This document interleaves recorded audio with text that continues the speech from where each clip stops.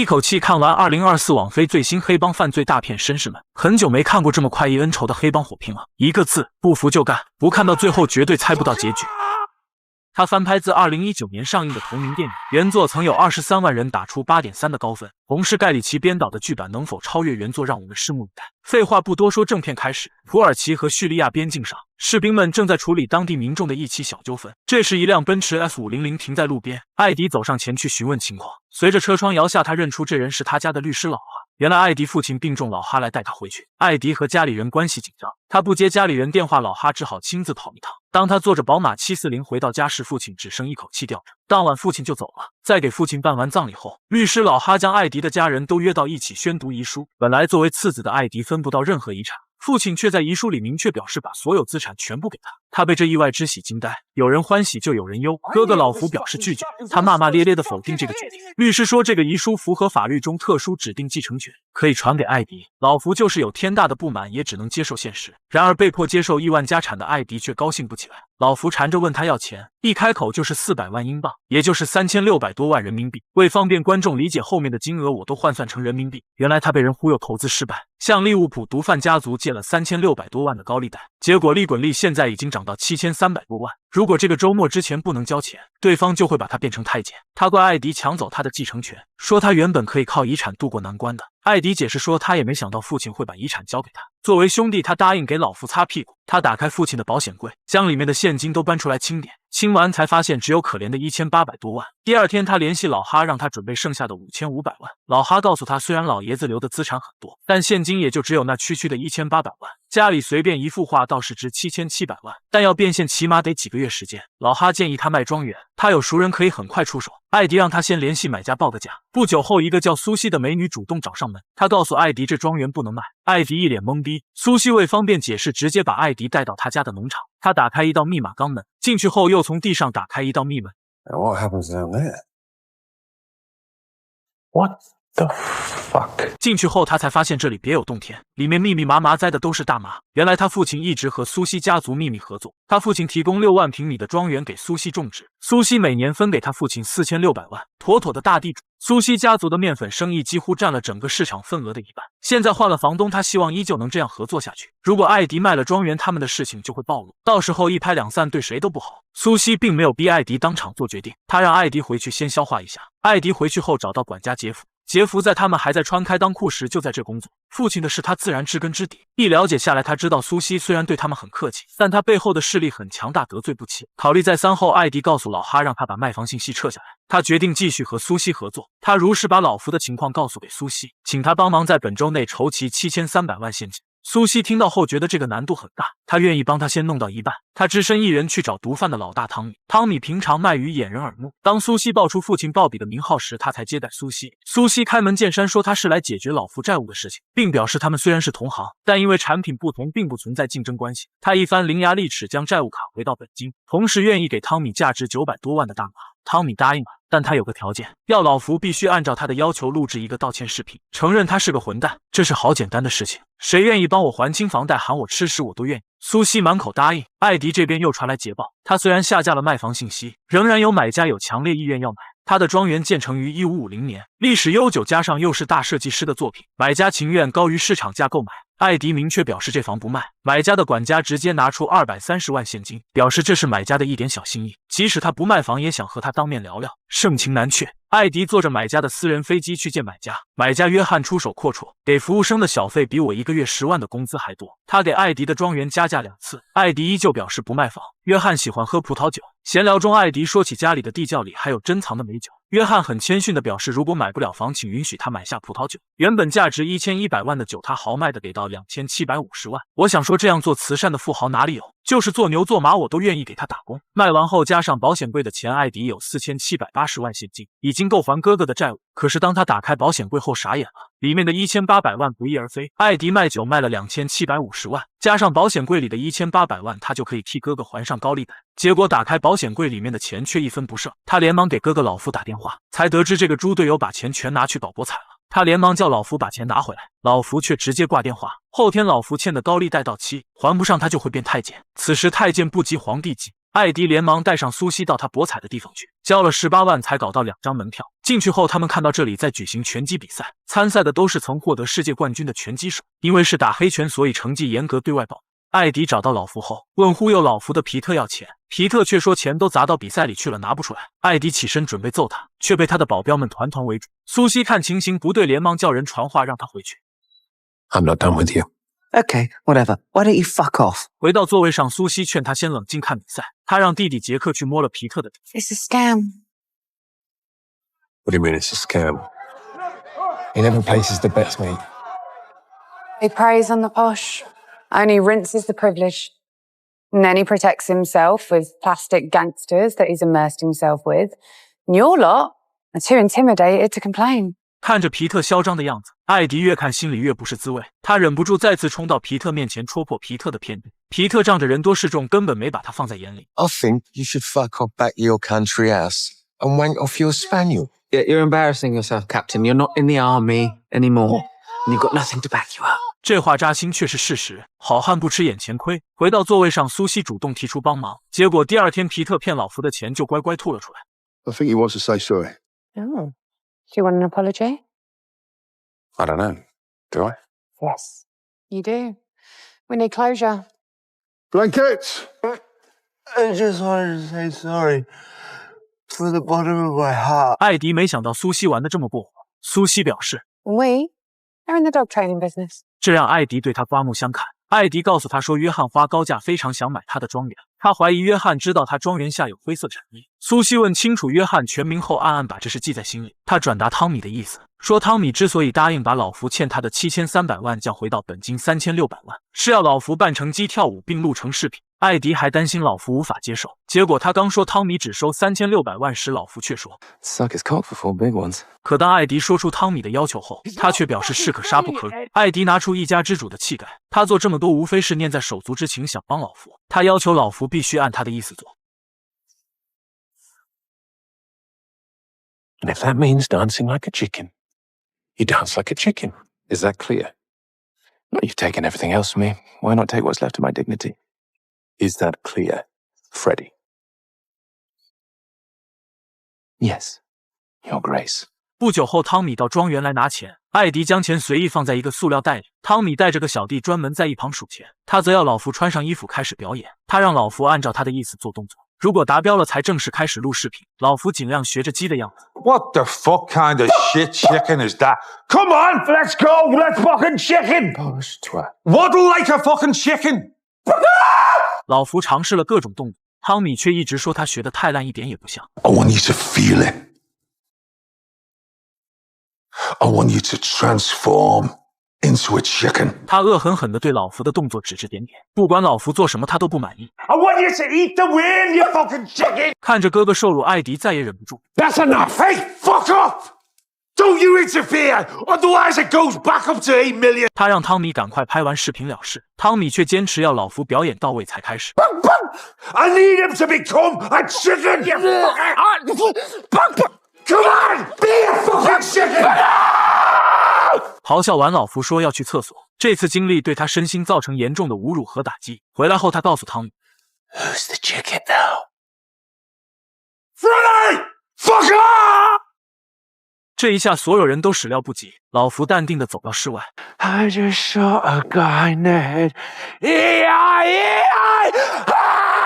至此，绅士们第1集结束。如果你也喜欢这种爽片，我们下期精彩继续，整整3666万现金。如果是你，多久可以数完？男人戴着耳机听着音乐，专心致志地数钱，外界的一切丝毫都不会影响到他，甚至连他身后有人杀了他老板，他也没有察觉。不久后，最后一沓钞票数完 $4 million to the dollar. 报完，他见老板汤米没有回复，他回头发现骇人的一幕，强烈的求生欲让他迅速做出判断。 Chippo. Say nothing.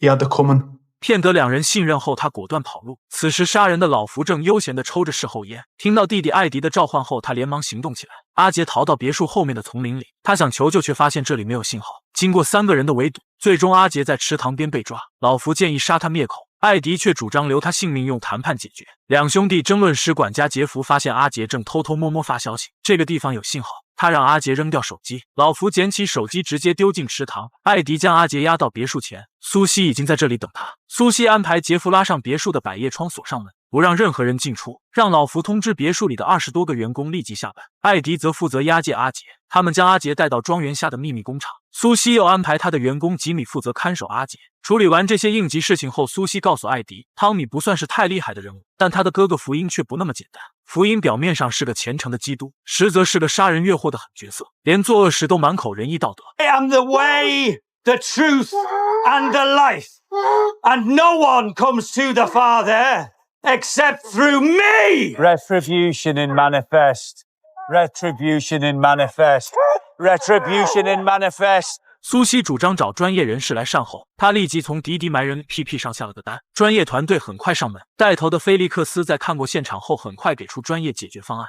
So what I'm thinking is we do a jig and dig job. So we quarter the body, find a serene but secluded spot, bury it deep, frost it with lime, pack it with earth, and decorate it with some compost. Why are you chopping it up into little pieces? First of all, you dig a smaller hole. Plus, with the internal organs exposed, you speed up the rate of decomposition. And the worms love it.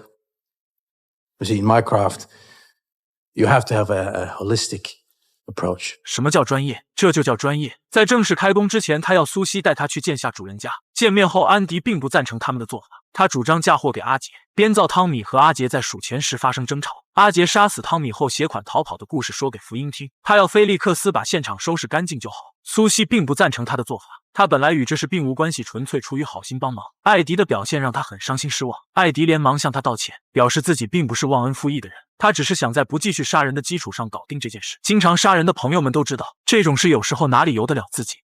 You said so yourself. Murder's bad for business. 24 hours, or I'll have to get the Hoover out. 为了让故事变得真实可信，艾迪教训不听话的老福，让他再次扮鸡跳舞。这一切的乱摊子都是因他而起。 You killed a man. And you cannot fucking undo that. But there is a slim chance that if you do exactly as I say, you might just get away with it. You will dance. 在他给老福录制视频时，约翰让人送来请帖，邀请他参加明晚在家里举办的聚会。苏西看到后也想参加，他想摸清约翰接触艾迪究竟有什么目的。不久后，福音给老福打来电话，他不敢接，于是让艾迪来说。艾迪接过电话，福音说汤米去了他们那里后一直没回来，想询问他的下落。艾迪按照原计划表示，汤米早上的确去过他那，但办完事11点就走了。福音说明天中午12点登门拜访，艾迪满口答应。第二天，福音带着2车人到访。 一看就来者不善，老福曾在他手里吃尽苦头，看到他不由得心里发毛。福音一上来就说曾收到阿杰发来的信息，对付汤米屋，他们都是一头雾水，不知道这信息想表达什么意思。艾迪顺势说他们在数钱时发生争执，说汤米嫌阿杰数钱太慢，不耐烦骂了他，这下歪打正着。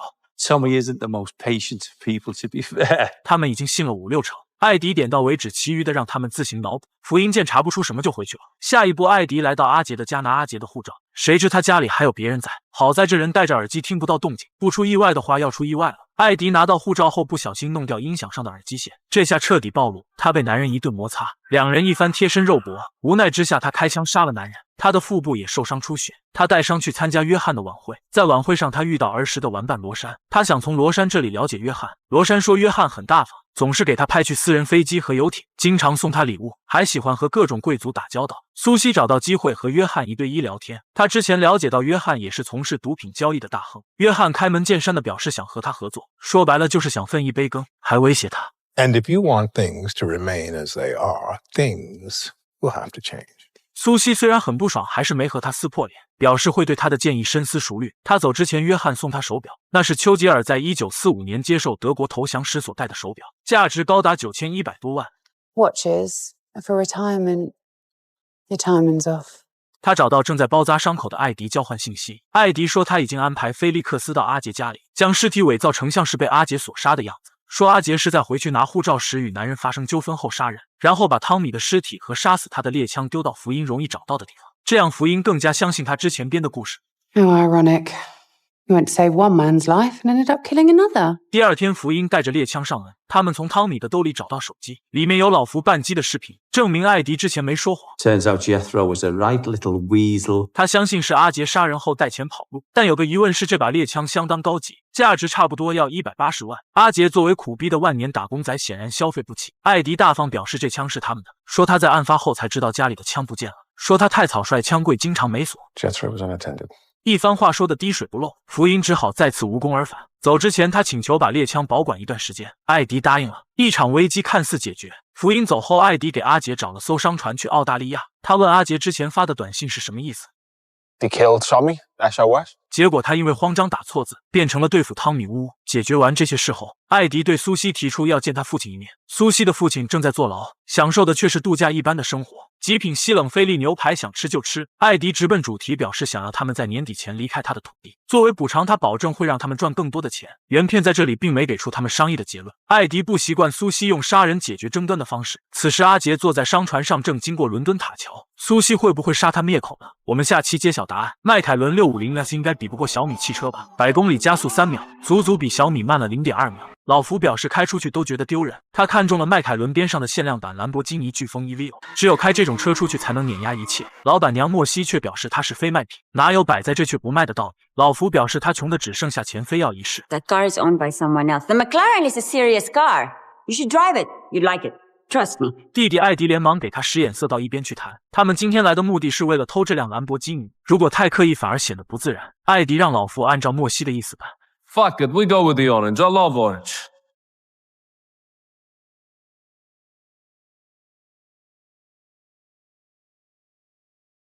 Let's keep them occupied.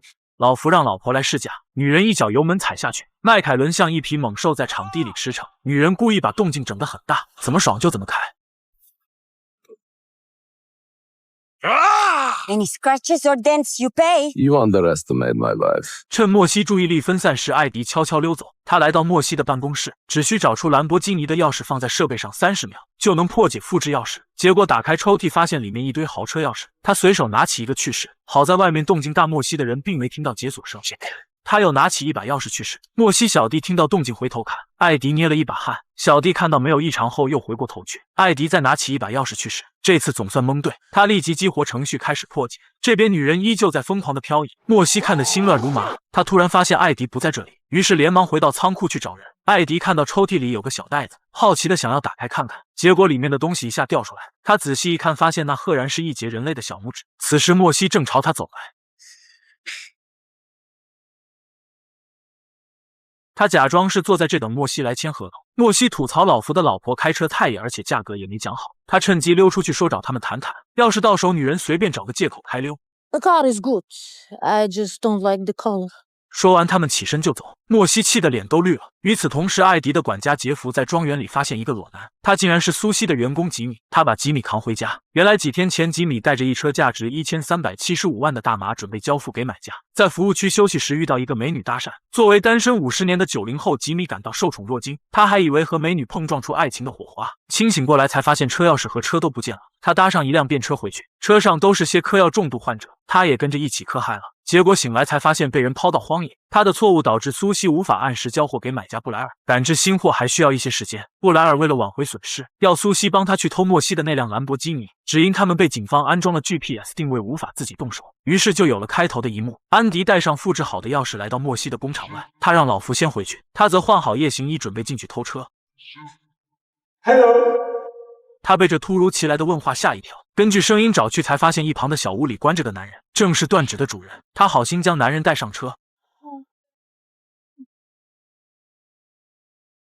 莫西一脸懵逼，只能看着大牛扬长而去。结果老福看热闹还没走，被莫西的小弟发现后，他连忙启动车。开奔驰虽然不会像马自达那样塞车，但关键时刻奔驰却会掉链子。艾迪还在开着大牛一路漂移潇洒时，他却被莫西的小弟抓住。艾迪只好想办法去救老福。断指男人告诉艾迪一个可怕的真相，他让艾迪打开大牛的后备箱，发现里面赫然装着150公斤的面粉。他才知道苏西被布莱尔骗了，这并不是纯粹的偷车。断指男人就是被布莱尔派来偷面粉时被发现。男人劝他别再掺和，突然男人意外丧命。回去后，艾迪接到莫西电话，要求他把车和面粉送回来。哥哥有难，他不得不救，但仅仅是物归原主，无法平复莫西的心情。他不愿放人。为了表示诚意，艾迪把始作俑者布莱尔抓来交给莫西，同时也证明他偷车完全是被布莱尔给蒙在鼓里。莫西一直想干掉布莱尔，苦于抓不到他。他在一顿暴力输出后，心情大好。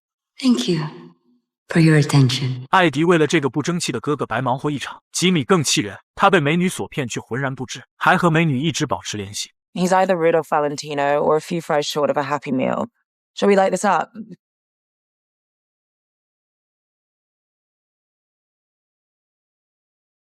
至此，绅士们第3集结束。从没见过脾气如此古怪的老只引导游把人带到他仅3万平米的安置别墅里参观，他就一身清凉地对人们发起逐客令。I have no lizards in my house. You hear me? No fucking lizard!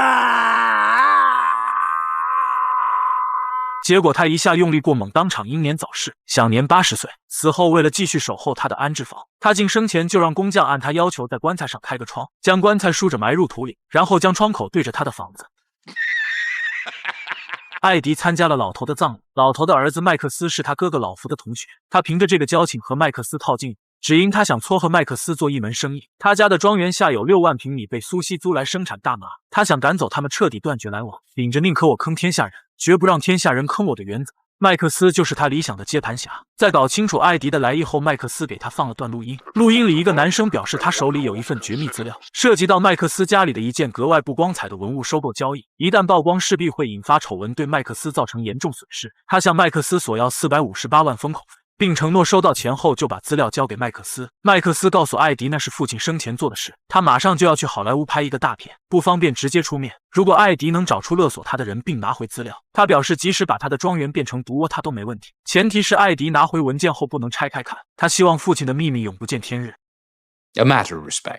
艾迪满口答应，他带上458万现金来到勒索人指定的地点。见面后发现那是个叫弗兰克的秃头中年男人。弗兰克说资料并不在身上，艾迪提议他们一起去拿，弗兰克却把他带到一家中餐馆，还点了几份奇怪的菜。 A 12, a 20, 2 53s, and a 69. 艾迪问他这些数字代表什么意思，他说前面的3个数字分别对应3种不同的菜。至于69号不是菜而是一个人。他刚说完，这人就冲到他面前，一言不发直接动手。原来弗兰克欠69号的钱，他想用艾迪的钱来还自己的债，可他的债凭什么要让艾迪当冤大头？于是2个毫不相干的人莫名其妙的打了一架。这时苏西打来电话了解情况，才知道一团糟。他让艾迪把电话给69，一聊之下才知道69和他爸爸鲍比是熟人。69说如果弗兰克能还钱，他就把真正掌握麦克斯父亲丑闻的人的地址给艾迪。苏西同意了，但条件是69先给地址。他们根据地址找到西斯，西斯曾是全国最顶尖的记者之一，他手中掌握了很多高官显贵的黑幕，艾迪很容易从他手中拿回资料。当他把资料交给麦克斯后，麦克斯直接把资料丢到火里烧了。弗兰克顺利拿到钱，走之前他忍不住痛批了一顿麦克斯，说即使资料毁了依然改不了麦克斯的本性。 Whatever his father was doing, it's over now. What are you talking about his father for? I wasn't blackmailing his father. I was blackmailing that mad cunt. 艾迪才知道原来犯下丑闻的竟是麦克斯，他自以为聪明想坑麦克斯，结果却反过来被麦克斯所坑。他逼麦克斯说出具体犯的是什么事。麦克斯缓缓打开书柜后的暗门，进去后他们看到一个密封的罐子里泡着一坨未知的肉，显然不是泡酒。麦克斯说那是希特勒的蛋蛋，众人纷纷惊讶不已。5年前他花大代价搞到这坨肉，就是想凭借他是第3帝国元首唯一遗存之物的噱头进行炒作，与没有演技没有内核却只能鼓吹减肥如出一辙。为此他不惜买来希特勒的所有画作，尽管那些画看起来像屎一样。这时弗兰克想偷拍下来，被麦克斯的助手发现，气氛一下变得紧张起来，3方人马陷入混战。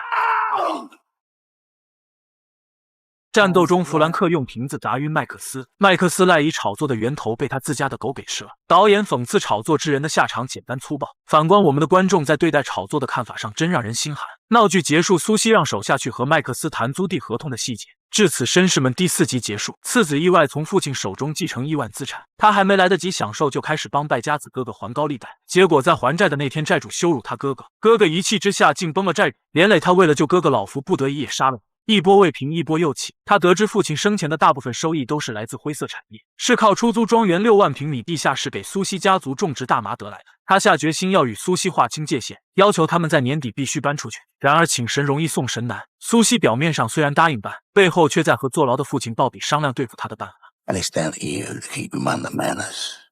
See if he fucks me about at the end of the year, I'll chop his head off. 能吃这碗饭的绝不是等闲之辈。艾迪早已见识过苏西的手段，逼急了他们什么事都做得出来。他还在苦思能安全与他们脱钩的办法时，这时却有人胆敢在太岁头上动手。先是苏西出口比利时的产品遭到当地警方查封，他们不得不停止出口，每天损失数百万。接着是一个叫老迪的分销商坐地起价，要求加价50%才同意在该国售卖他们的产品，1分都不能少。这明显是有人在背后支持他才敢这么搞。 You don't take the fucking piss. 苏西正说着，地下室里突然停电，他以为这又是老迪搞的鬼。艾迪忙出去查看情况，发现有人正在偷他们的发电机，他们赶忙去追。管家杰弗截停小偷，才发现他们只是个孩子。艾迪一番询问下，得知他们是吉普赛人，看到他们拿枪却一点也不怕，因为他们是个有着200多人的游牧群体。原来当地政府收走了他们所有的发电机，秉着柿子挑软的捏的原则，他们偷走了苏西的2台发电机。艾迪看他们可怜，没有电，孩子们只能受冻，于是他大方地送了他们1台，另1台拖回庄园。苏西不能接受老迪的提价方案，他决定放老迪回去，先亮他一阵。艾迪担心吉普赛人偷东西时发现他们的勾当，于是亲自跑到吉普赛人驻扎的地头探口风。吉普赛人很团结，他们刚到就被一群人团团围住。为首的保罗招待他们，问他们想要做什么。艾迪说要他保证他们的大家庭会远离他的庄园。Is that because you're growing a bit of weed up there? 他一针见血的戳破苏西狡辩，然后一袋包装好的大麻就丢在他手中，是昨天孩子们偷发电机时从车里掉下来。他们想要分一杯羹，接下来就进入谈条件环节。双方各自经过一番协商后，艾迪决定与他们合作。既然现在被老迪卡脖子，而吉普赛人在欧洲多国的各个行业都有渗透，简直是绝佳的分销渠道。双方很快达成一致意见。吉普赛人热情好客，第2天他们就浩浩荡荡地把车队开到艾迪的庄园里，200多号人不分昼夜的在这里狂欢。像我这样的家庭只请得起他们吃盐，没资本没度量的人还真招待不下来。他们玩归玩，工作效率却极高。很快第一批产品藏在雕塑里，通过各种途径运送到欧洲各国。艾迪他们数钱数到手抽筋，这次一共获利3666万，不出意外的话要出意外了。第2天他们发现这些钱被洗劫一空，艾迪首当其冲怀疑是吉普赛人所为，他们偷发电机的行为让他的观点先入为主。他直接问保罗有没有偷钱，保罗讪笑一声后拍了他2下然后离开。第2天艾迪发现他们全都从庄园撤走了，失去分销渠道，他们的出口业务再次受阻。艾迪痛定思痛，冷静下来后思考，如果真是保罗的人偷了，他们干嘛不溜之大吉呢？他意识到可能冤枉了保罗，而失去欧洲市场，谁会从中获益，谁就是幕后黑手。他们再次找到老迪，艾迪一脸笑意，温柔地告诉老迪，刚不小心将一滴毒药放进了老迪吃的马肉里，如果5分钟内不吃解药，就会和阎王有个约会。在艾迪慈祥的呵护下，老迪写下一个人。艾迪将解药交给他后离开，在找对手算账之前，他先找到保罗道歉，说要送保罗一份礼物。保罗在接受他的礼物之前，先给他送了一份，而他送给保罗的礼物就是老迪交代出来的这个叫基斯的人。他们要杀基斯，基斯临死前奉劝艾迪说苏西早晚会弄死他，还说阿杰就被弄死在泰晤士河里，阿杰是见证老夫杀人的证人。艾迪没忍心杀他，给他弄了辆船让他跑路。艾迪这才知道苏西背着他做掉阿杰。在处置掉基斯后，他加快进度要和苏西脱钩。至此，绅士们第5集结束。苏西赫然发现自己的弟弟杰克和一个美女走进更衣室，即使现在有1.37亿的大项目在谈，他依旧坐立难安，只因弟弟带进去的美女是他们在谈老板恰奇的女友。他随便找了个借口开溜，来到更衣室，发现了观众们都不喜欢看到的一幕。Jack, you better not be doing what I think you're doing. Just give us a couple minutes, please. Are you taking the fucking piss?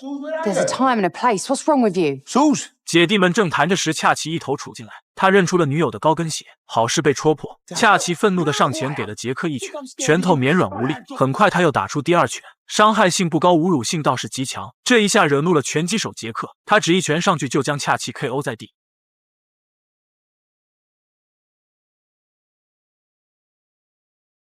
接上集剧情，艾迪在得知苏西背着他杀掉无辜的阿杰后，迫切的想要和苏西早日脱钩。苏西说他们得先洗掉1.37亿才能支付艾迪租金，然后离场。这个过程要3个月。艾迪觉得这个时间太长，让苏西安排他和负责洗钱的恰奇见一面，于是就有了开头的一幕。这下苏西找恰奇洗钱的计划泡汤。艾迪辗转找到另一个洗钱巨头亨利，亨利通过拳击比赛洗钱。苏西一直不想将拳击和毒品掺和在一起，艾迪才不管这些，他只想早点和苏西划清界限，要求亨利2周内洗完1.37亿。亨利将他介绍给自己的合伙人瑞克，会计师出身的瑞克是个洗钱高手，同时也是一个偏执的强迫症患者。如果有人怀疑他做的假账，他会纠缠到对方彻底崩溃，加上他只收5%的佣金，找他实在是再合适不过。另一边，苏西通过非常手段说服恰奇，恰奇不仅答应帮他洗钱，还承诺免费。时间2个月，苏西却对艾迪说要4个月，他压根就不想从艾迪的庄园里搬出去，故意和艾迪拖时间。当艾迪带着钱来找恰奇时，恰奇故意找茬，把他从苏西那受的气发泄到艾迪身上，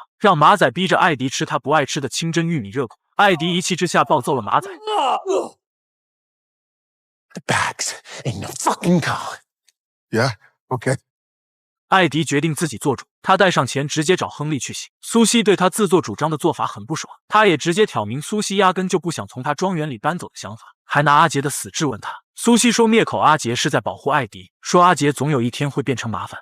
When will you let me and my family go? Never. 2个合作伙伴彻底撕破脸。I can be nice and I can be not so nice.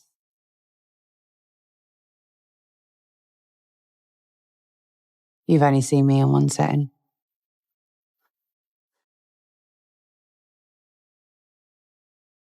Good luck. 艾迪找到约翰，请他帮忙将苏西从自己的庄园里赶出去。2人很快谈好条件，艾迪只希望达到目的，却不伤害苏西家族。You have my word, as a gentleman. 这天，苏西观看杰克的拳击比赛，艾迪的哥哥老福突然找到他，他一直愤恨父亲将遗产全部交给艾迪，想趁火打劫拉拢苏西斗垮艾迪，被苏西冷面拒绝。比赛开始后，亨利突然找到苏西，开门见山地说他看中了苏西的14个大麻生产基地，一年高达229亿的利润，谁不眼红？亨利扬言要全部接手过来。 You're a boxing promoter and a money launderer. You want to stay in your fucking lane. 亨利既然敢说这话，自然有几把刷子。他设局让一个拳击手打假拳，故意让拳击手在30场比赛里只赢3场，吸引杰克与该拳击手比赛。此时他拿杰克的性命威胁苏西，事业和弟弟只能2选1。苏西对自己的弟弟很有信心，结果片刻过后，杰克就被打趴在地，昏迷不醒。这一切艾迪始料不及，他的1.37亿能否成功要回？我们下集揭晓答案。杰克到处沾花惹草，仗着自己是拳击手，不把别人放在眼里，结果在一次比赛中被亨利设局，让一个扮猪吃老虎的拳击手打趴下，躺在医院里一直昏迷不醒。这对他的姐姐苏西打击很大。很快报复亨利的行动开始，他们先找到裁判的家，光天化日之下爆了裁判的头，接着找到在公园里跑步的拳击手，又是枪爆头。等去找主角亨利时，他早已收到风声跑掉。于是他们找到帮亨利洗钱的会计师，打爆他的双蛋黄，逼他说出亨利的下落。会计师一无所知。苏西在坐牢的父亲鲍比得知他做的事后，大声指责他做事太冲动，现在闹得满城风雨。他一个儿子已经躺在医院，他不想女儿也有什么3长2短。 You fucking stand down. I've got people to do this. You leave it to your man. You go home, have something to eat. Put your feet up. Let's. 苏西听父亲的话，回去后通过运动缓解这些天紧绷的神经。这时艾迪突然找上门。 How'd you know where I live? Good morning. Let's have a chat.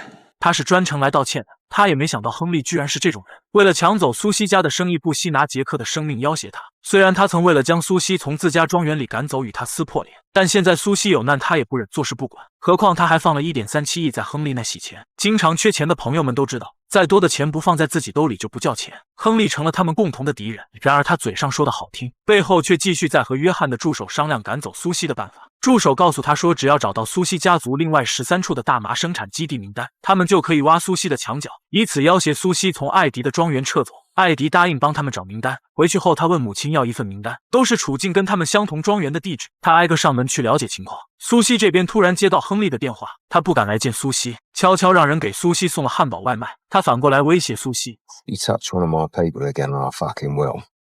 When I get the thumbs up, I'm coming knocking. 他一句话暴露了自己背后还有人。苏西找到安迪，问他是怎么知道他家地址的。现在连亨利也知道他有家不能回。艾迪将他带到吉米面前，是吉米悄悄把他家的地址告诉给艾迪的。吉米记性极好，有次意外看到苏西网上买了双鞋，就暗暗记下了地址。显然亨利也是从他这里知道的。苏西让他仔细想想还给谁说过地址，他想了半天才想起曾在服务区偶遇的女孩小佳。小佳曾以要给苏西送花为由问他要过地址，艾迪让他把小佳约出来，小佳如约而至。苏西拿枪威胁他说出亨利的藏身地，小佳却说他压根不认识亨利。苏西以为他是不见棺材不掉泪，扬言要杀了吉米。小佳这才爆出幕后指使他的人，这人竟是大绅士约翰。两人始料不及，原来正是约翰派人骗走吉米装在大麻的货车，烧掉他们价值1375万的货物。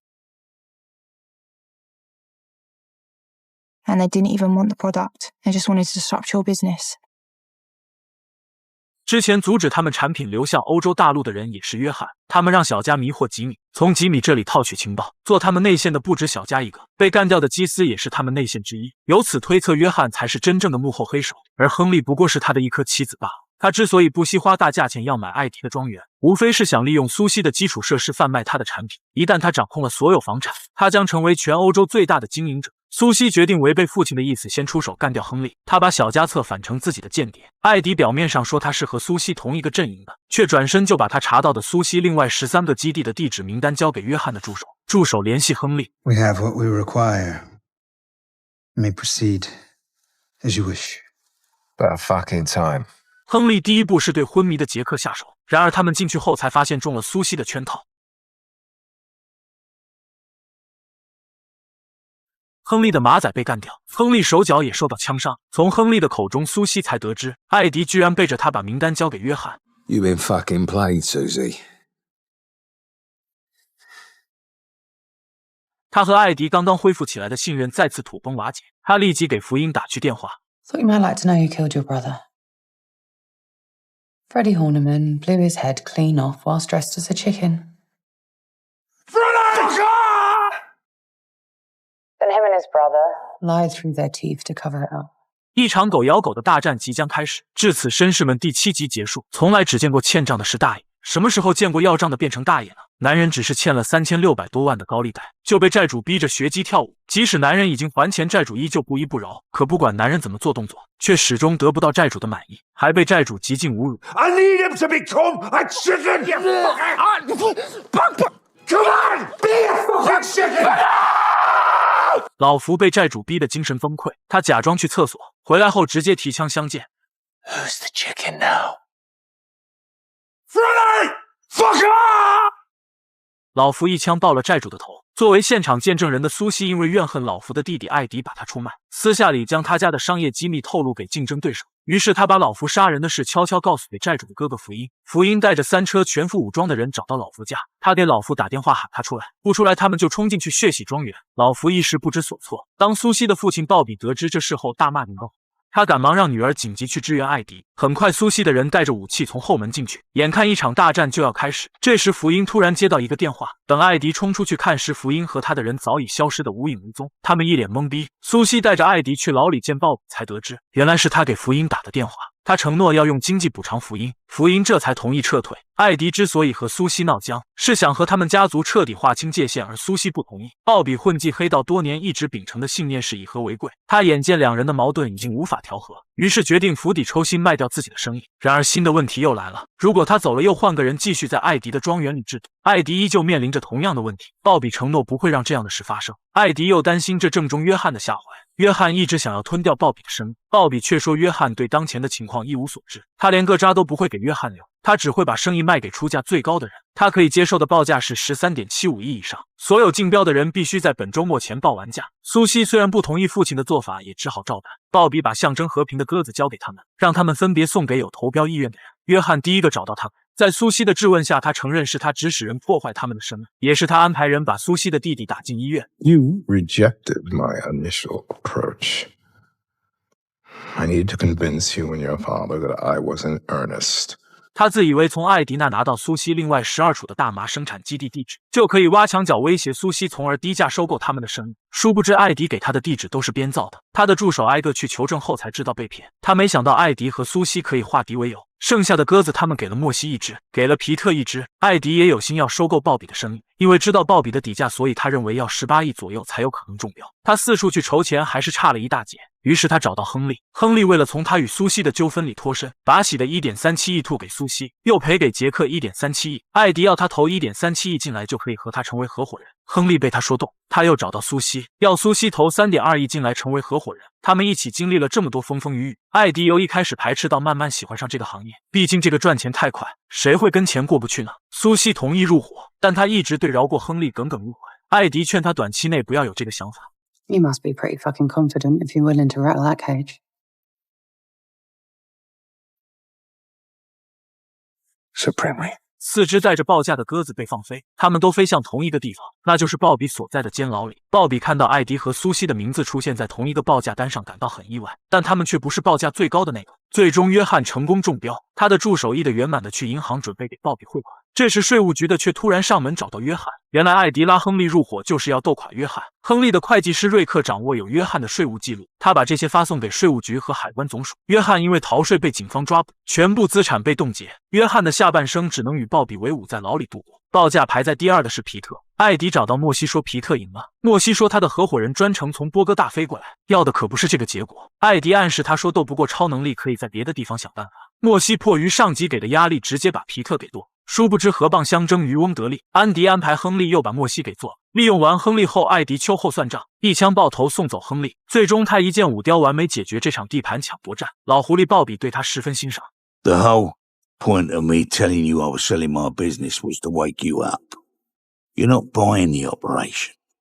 You're investing in it. So together, we can expand our interests. I take it you're not retiring then, Dad? No chance. 他躲在监狱里运筹帷幄，艾迪配合他完美的演出了一场戏。You wasn't born to take orders.